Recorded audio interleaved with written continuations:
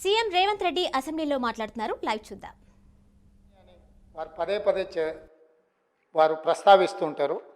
ఆ మేధావితనం ఈ 4 కోట్ల తెలంగాణ ప్రజల యొక్క అభ్యున్నతి కోసం వారు ఉపయోగించి ఈ సభలో మా ప్రభుత్వం తీసుకుంటున్న నిర్ణయాలను సహేతుకంగా విశ్లేషించి ప్రస్తావించి ఏమైనా సలహాలు సూచనలు ఇచ్చి ఈ ప్రభుత్వం తీసుకుంటున్న నిర్ణయాలలో ఏమైనా ప్రజలకు ఇబ్బంది కలిగే అంశాలు ఏమైనా ఉంటే వాటిని సవరించి వారు సూచన చేస్తే వారి సూచనలు తీసుకొని ప్రతిపక్షాన్ని ప్రతిపక్ష నాయకుడిని గౌరవించి మా ప్రభుత్వము ప్రజాపాలన అందించాలన్న ఆలోచనతో సభలోకి వచ్చినాం అధ్యక్ష. కానీ ప్రధాన ప్రతిపక్ష నాయకుడు రాకపోవడం, ఆ కుర్చీ ఖాళీగా ఉండడం ఈ సభ యొక్క గౌరవానికి మంచిది కాదని చెప్పి తమరి ద్వారా ప్రతిపక్ష నాయకుడికి సూచన చేస్తున్నారు అధ్యక్ష. మనల్ని అందరినీ ప్రజలు ఎన్నుకొని ఒకరిని పాలకపక్షంగా ఇంకొకరిని ప్రతిపక్షంగా మిగతా పార్టీలను కూడా ఆయా వర్గాల యొక్క గళాన్ని బాధను వినిపించడానికి ఈ సభలోకి పంపించినప్పుడు మన యొక్క పాత్రలను బాధ్యతాయుతంగా నెరవేర్చాల్సిన అవసరం ఉన్నది. భవిష్యత్తులోనైనా ఆ దిశగా ఈ సభలో ప్రతిపక్ష నాయకుడు అడుగుడు వేయాలని నేను కోరుకుంటున్నాను, భావిస్తున్నాను అధ్యక్ష. ఏది ఏమైనా అధ్యక్ష, మేము ఈ రోజుకి దాదాపుగా డిసెంబర్ 7 నుంచి ఫిబ్రవరి 7 తారీఖు వరకు 60 రోజులు పూర్తి చేసుకున్నాం. ఈరోజు మనం ఫిబ్రవరి నెలలో 9 తారీఖు రోజు, డిసెంబర్ 9 రోజు మేము ఏదైతే నిర్ణయాలు కొన్ని ఇదే అసెంబ్లీలో అమలు చేసినాం. అందులో ప్రధానంగా ఆడబిడ్డలకు ఉచిత బస్సు రవాణా సౌకర్యము, బాధతోని ఆసుపత్రులలో ఆర్థిక భారం ఎక్కువై వైద్యం అందక చాలామంది పేదలు చనిపోతుంటే రాజీవ్ ఆరోగ్యశ్రీ పథకాన్ని అమలు చేయడం జరిగింది. ఈ రోజుకు సరిగ్గా పథకాలు అమలు చేసి 2 నెలలు పూర్తి చేసుకుంటున్న సందర్భంలో ఈ పథకాలు అమలు చేయడానికి సహకరించిన నా మంత్రివర్గ సహచరులకు, మా శాసనసభ్యులందరికీ కూడా మనస్ఫూర్తిగా వారికి అభినందనలు తెలియజేస్తున్నా అధ్యక్ష. అదేవిధంగా అధ్యక్ష, గతంలో జరిగిన చాలా లోపభూష్టమైన నిర్ణయాలు ఉన్నాయి. వాటిని సవరించుకుంటూనే వాటిని సరైన దిశగా తీసుకువెళుతూ ప్రజలకు ఒక మంచి పరిపాలన అందించాలని అహర్నిశలు ప్రతి నిమిషము మా ప్రయత్నం మేము చేస్తున్నాం అధ్యక్ష. ఇందులో భాగంగానే మన జరిగిన క్యాబినెట్లో లేదా గవర్నర్ గారి ప్రసంగంలో కొన్ని ప్రధానమైన అంశాలను మేము పొందుపరచడం జరిగింది. నేను చూసిన డాక్టర్ పల్లా రాజేశ్వరరెడ్డి గారు మాట్లాడేటప్పుడు ప్రభుత్వం తీసుకున్న కొన్ని మంచి పనులను వారు అభినందిస్తారేమో అని, అదేవిధంగా ప్రభుత్వం తీసుకుంటున్న నిర్ణయాలలో ఏమైనా ఒకవేళ వాళ్ళ దృష్టిలో సవరించుకోవాల్సిన సూచనలు ఏమైనా ఉంటే వారు సూచన చేస్తారేమో అని నేను ఆసక్తిగా విన్నా అధ్యక్ష. కానీ వారు ఆ దిశగా మాట్లాడుతున్నట్టుగా లేదు. వాళ్ళ నాయకుడిని ఒప్పించడానికో మెప్పించడానికో మా మీద దాడి చేసినట్టుగానే వారు మాట్లాడుతున్నారు. పర్వాలేదు, వారు అదే వాళ్ళ విధానం అయితే ప్రజలు గమనిస్తూనే ఉన్నారు అధ్యక్ష. అందుకే అధ్యక్ష, ఈ సందర్భంగా మీ ద్వారా 4 కోట్ల తెలంగాణ ప్రజల ముందు కొన్ని అంశాలను నేను ప్రస్తావించదలుచుకున్నా. మా మంత్రివర్గంలో తీసుకున్న నిర్ణయాల మీద ప్రధానంగా తెలంగాణ ఉద్యమం సందర్భంగా ఏ వీధుల్లో చూసినా, ఏ వాహనం చూసినా చాలామంది ఉద్యమకారుల గుండెల మీద కూడా టీజీ అని పచ్చబొట్టు పొడిపించుకున్న సందర్భాలు, ఉదంతాలు మనం చాలా చూసినాం. బండ్ల మీద రాసుకోవడమే కాదు, ఆనాడు ఏపీ అని ఉంటే ఏపీ వద్దు, టీజీ ఉండాలి, టీజీ కావాలి అని బండ్ల మీద టీజీ రాసుకోవడమే కాదు, గుండెల మీద కూడా పచ్చ పొడిపించుకున్న సందర్భాలు, తమ రక్తాన్ని చిందించి ఆ రక్తంతో గోడల మీద రాతలు రాసిన యువకులు టీజీ అని రాసుకున్నారు అధ్యక్ష. కేంద్ర ప్రభుత్వం కూడా తెలంగాణ రాష్ట్రం ఏర్పడ్డ తర్వాత టీజీ అని వాళ్ళు నోటిఫై చేస్తే జూన్ 2, 2014 నాడు రాష్ట్రం ఏర్పడ్డ మొదటి రోజే ప్రమాణ స్వీకారం చేసిన ప్రభుత్వం టీజీ బదులు టీఎస్ అని చెప్పి వారి రాజకీయ పార్టీకి నకలుగా టీజీని టీఎస్గా మార్చి ఆనాటి ప్రభుత్వం నిర్ణయం తీసుకున్నది అధ్యక్ష. అందుకే మేము జరిగిన తప్పిదాన్ని సవరిస్తూ ఈ రాష్ట్రం టీఎస్ కాదు, తెలంగాణ ప్రజలు కోరుకున్న విధంగా టీజీ ఉండాలి, తెలంగాణ ప్రజల యొక్క ఆత్మగౌరవం త్యాగాలు ప్రతిఫలించాలి అన్న ఆలోచనతోని మా ప్రభుత్వం, మా మంత్రివర్గం టీఎస్ను టీజీగా మార్చింది. టీజీగా మార్చినందుకు స్వాగతిస్తారనుకున్న, ఆ వైపు నుంచి ప్రభుత్వాన్ని అభినందిస్తారనుకున్న అధ్యక్ష. కానీ అది నిరాశనే కలిగించింది. అయినా మేమేం అధైర్యపడాలన్న ఆలోచనలో లేము, మేము ముందుకు వెళ్తాం అధ్యక్ష. అదేవిధంగా అధ్యక్ష, అధికారిక చిహ్నం ఎక్కడైనా, ఏ రాష్ట్రంలో అయినా, ఏ దేశంలో అయినా, ఈ ప్రపంచంలో రాచరిక వ్యవస్థను కాదని, ప్రజాస్వామిక పాలన ఉండాలని వేలాది లక్షలాది మంది పోరాట యోధులై యుద్ధంలో ముందు భాగాన నిలబడి రక్తం చిందించి నేల కొరిగి ప్రజాస్వామిక పరిపాలనను సాధించుకున్నారు. ఆ కోవలో భాగంగానే తెలంగాణ రాష్ట్రం నిజాంలకు, రజాకర్లకు వ్యతిరేకంగా నిటారుగా నిలబడి కొట్లాడి విముక్తి పొందినరు. ఇదే కాదు, ఆనాడు కాకతీయ సామ్రాజ్యానికి వ్యతిరేకంగా సమ్మక్క సారలక్క వీళ్ళందరూ పోరాటం చేసి పన్ను కట్టమంటే పన్ను కట్టమని తిరగబడి త్యాగాలు చేసిన సమ్మక్క సారలమ్మ జాతర మనం ఈరోజు ఆదివాసి బిడ్డలు జంపన్న వాగులో తలార స్నానం చేసి అక్కడికి వెళ్ళి దేవుణ్ణి దర్శించుకుంటున్నాం. అలాంటి త్యాగాల పునాదుల మీద ఏర్పడ్డ ఈ తెలంగాణ రాష్ట్రం, పోరాటాలతో ఏర్పడ్డ ఈ తెలంగాణ రాష్ట్రంలో రాష్ట్ర అధికారిక చిహ్నంలో ఒక పక్కన చార్మినార్, ఇంకొక పక్కన కాకతీయుల ఆనవాళ్ళు ఉన్నాయంటే రాచరిక పోకడులు ఏ విధంగా ఉన్నాయి? పాలకుల యొక్క ఆలోచన ప్రజాస్వామ్యానికి వ్యతిరేకంగా రాచరిక పోకడలతో రాష్ట్ర అధికారిక చిహ్నంలో రాచదర్పాలు ఉట్టిపడుతుంటే ఇంకా కూడా మనము గులాములుగా వెట్టి చాకిరి చేస్తూ బ్రతకాల్సిందేనా అన్న ఆలోచనతోటి మా మంత్రివర్గం అంతా ఆలోచన చేసి రాచరిక పోకడలు, రాచరికపు ఆనవాళ్ళు ఉండడానికి వీల్లేదు. ఈ రాష్ట్రం ప్రజాస్వామిక రాష్ట్రం, ఈ రాష్ట్రంలో ప్రజలు ఎన్నుకున్న ప్రభుత్వం ఉంది, ప్రజాపాలన సాగుతుంది అని చెప్పి అధికారిక చిహ్నాన్ని మార్చాలన్న నిర్ణయం తీసుకున్నాం. ఆ నిర్ణయాన్నైనా వాళ్ళు స్వాగతిస్తారేమని చూసినాం అధ్యక్ష. గవర్నర్ గారి ప్రసంగంలో ఈ అంశాలన్నీ కూడా ప్రస్తావించిన ఎక్కడ కూడా వాళ్ళ యొక్క సానుకూలత ఈ విషయంలో కనిపించలేదు అధ్యక్ష. అదేవిధంగా అధ్యక్ష, మనమందరం తెలంగాణ బిడ్డలం. దళితులు, గిరిజనులు, బలహీన వర్గాలు, తండాలలో, గూడెలలో, ఆదివాసీలు, అడవి బిడ్డలు, మైనారిటీలు, మహిళలు, మన అందరికీ తెలంగాణ తల్లి అంటే మన అమ్మ, మన అక్క, మన సోదరి. మనం కల్లారా చూసిన మన అమ్మలు, మన అక్కలు, మన కుటుంబ పెద్దలు ఎవ్వరు కూడా వజ్ర వైదూర్యాలతోని కిరీటాలు పెట్టుకొని, వడ్డానాలు పెట్టుకొని మనం ఎన్నడూ మన తెలంగాణ తల్లిని చూడలేదు అధ్యక్ష. కొంతమంది రాజులు, రాచరిక పోకడులు ఉన్న వాళ్ళు గడిలలో ఉన్న పెత్తందారులు ఏమైనా కిరీటాలు పెట్టుకున్నారేమో, భుజకీర్తులు పెట్టుకున్నారేమో, నడుములకు వడ్డానాలు పెట్టుకున్నారేమో మాకు తెలియదు. కానీ మా అమ్మలు నడుము బిగించి కొంగు చాకలి ఐలమ్మలాగా పోరాటాలు చేసిన స్ఫూర్తి ఈ గడ్డ మీద ఉన్నది. చాకలి ఐలమ్మ స్ఫూర్తిగా తెలంగాణ తల్లి ఉంటుందని మేము అనుకున్నాం. తెలంగాణ తల్లి అంటే ధీశాలి పోరాట యోధురాలుగా ఉంటుంది. లేకపోతే దర్పం ఉట్టిపడే, కళ్ళల్లో కాంతి, ముఖంలో వర్చస్సు, చూపులో ప్రేమ, ఆప్యాయత, ఒక తల్లి తన బిడ్డను ఎంత ఇష్టంగా, ఎంత ప్రేమగా చూస్తుందో ఆ విధంగా తెలంగాణ తల్లి ఉంటుంది అని మేము ఆశించినాం, ఉండాలని మేము ఆశించినాం. కానీ రాచరిక పోకడలతో, కిరీటాలు, వజ్ర వైదూర్యాలతో తెలంగాణ తల్లిని మనకు రుద్దాలనే ప్రయత్నం చేసిండ్రు. అందుకే కవులు, కళాకారులకు నిలయమైన ఈ తెలంగాణ రాష్ట్రంలో కవుల కళాకారుల నుంచి సూచన తీసుకొని మన అమ్మలాగా మన తెలంగాణ తల్లి ఉండాలి, ఆ తెలంగాణ దర్పం ఉట్టిపడే విధంగా తెలంగాణ తల్లి ఉండాలని మంత్రివర్గం నిర్ణయం తీసుకుంటే కనీసం తెలంగాణ తల్లి విషయంలోనైనా రాజకీయ విభేదాలను, ఆలోచనలను పక్కన పెట్టి ప్రతిపక్షం కలిసి వస్తుందేమో అని మేము చూసినాం అధ్యక్ష. కానీ మాకు నిరాశనే మిగిలింది అధ్యక్ష.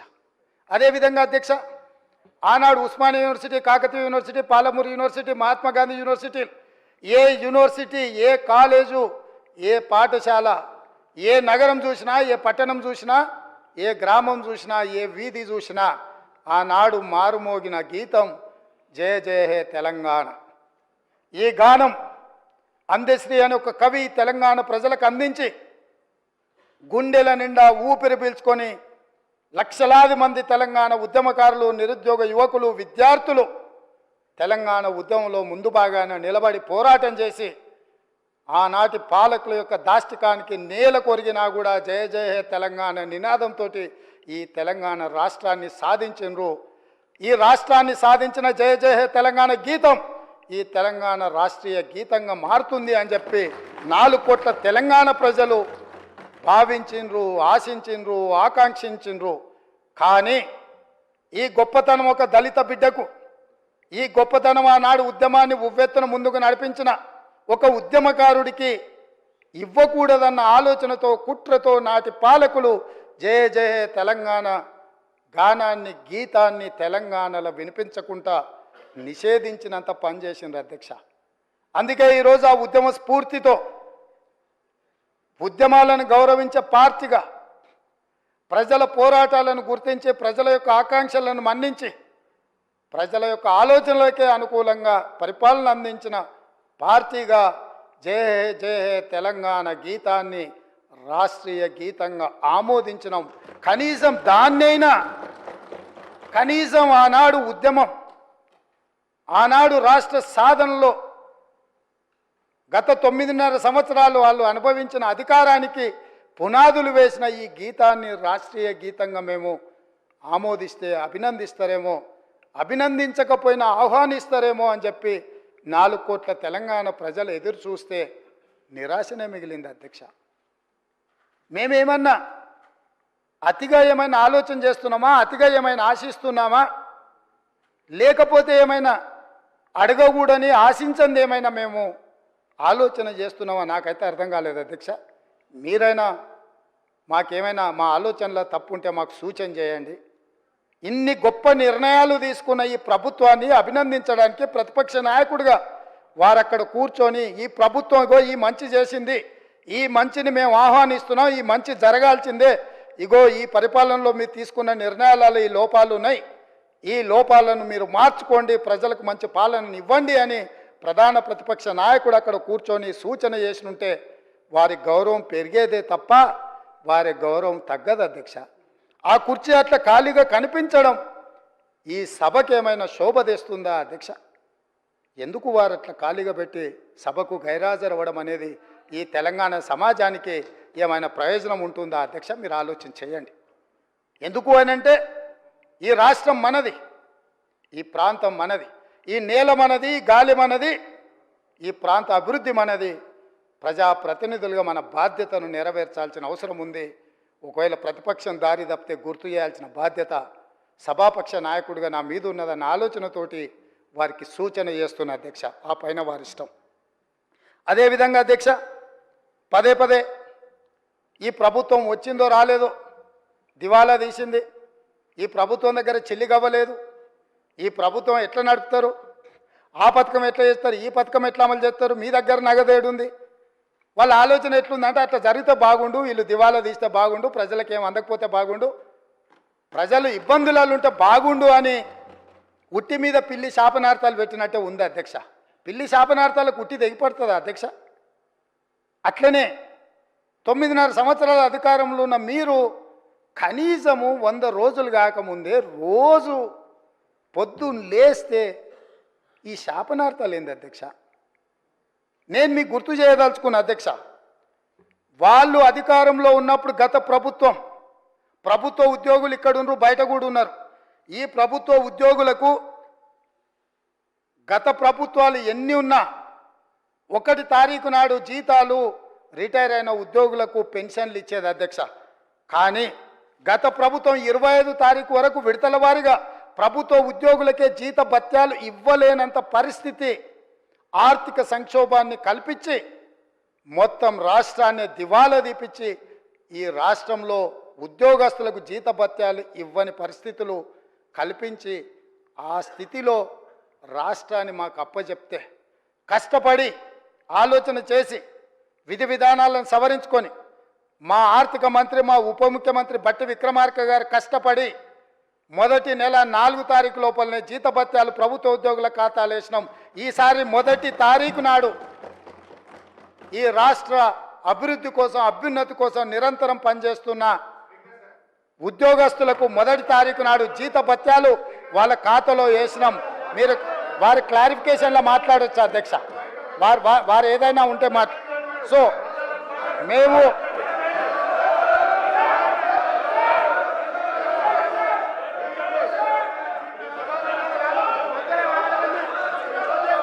అధ్యక్ష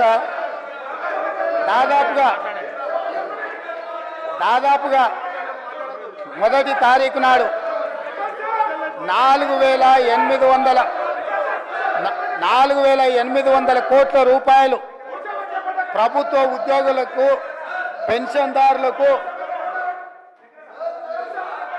speaker sir, I'm not yielding.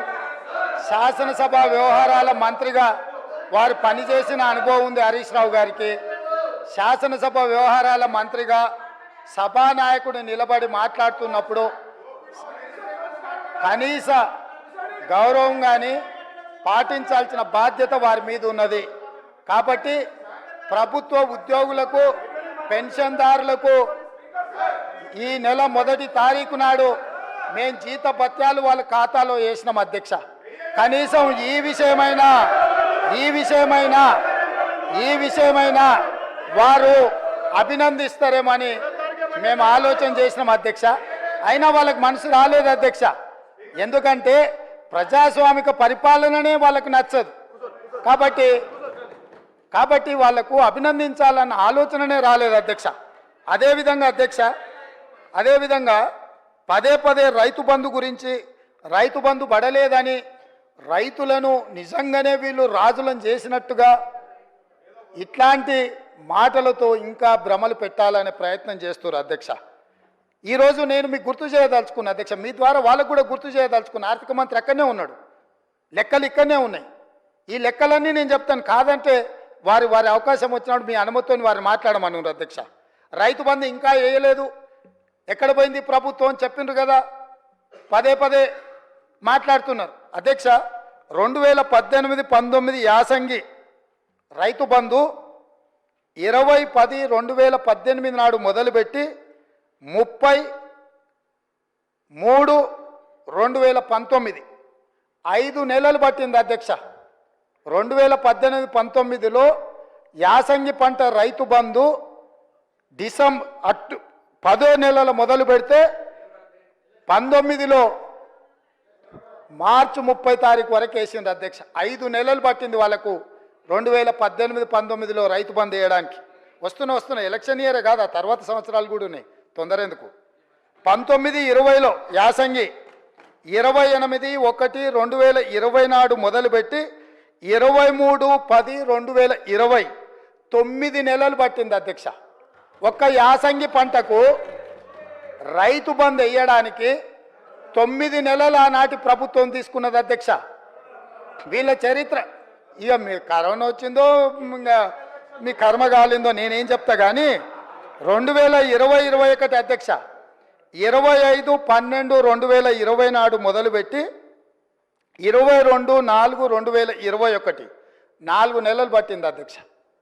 2020-21 సంవత్సరంలో యాసంగి పంట. 2022-23 అధ్యక్ష 21-12-2022 నాడు మొదలుపెట్టి 10-4-2023 4 నెలలు పట్టింది అధ్యక్ష. ఒకసారి అడుగుతున్నాం ఎన్నికలు అంటుండ్రు, రెండోసారి అడుగుతున్నాం కరోనా అంటుండ్రు, మూడోసారి అడుగుతున్నాం మా మామ చెప్పలేదంటున్నారు, నాలుగోసారి అడుగుతున్నాం అల్లుడు తిరగనికి పోయినని చెప్పేటట్టురు అధ్యక్ష. ఎట్లా అధ్యక్ష మీ పరిపాలన? స్పష్టంగా అధికారిక లెక్కలు ఈ రకంగా చెప్తుంటే మేము వచ్చిందే మొన్న 60 రోజులు కాలేదు, ఆల్రెడీ మేము క్లియర్గా చెప్పినాము 100 రోజుల్లో వాటిని పూర్తి చేస్తామని. అయినా అప్పుడే రైతు బంధు ఇవ్వలేదు అని గగ్గోలు పెట్టి రైతులను రెచ్చగొట్టాలన్న ప్రయత్నం చేస్తే రైతులేమన్నా అమాయకుల అధ్యక్ష? వాళ్ళకి తెలీదా ఎవరి చిత్తశుద్ధి ఏంది, ఎవరి ఆలోచన ఏంది, ఎవరు ఏం చేస్తుండ్రో, ఎవరు ఏ రకంగా వ్యవహరిస్తుండ్రో తెలీదా అధ్యక్ష? అదేవిధంగా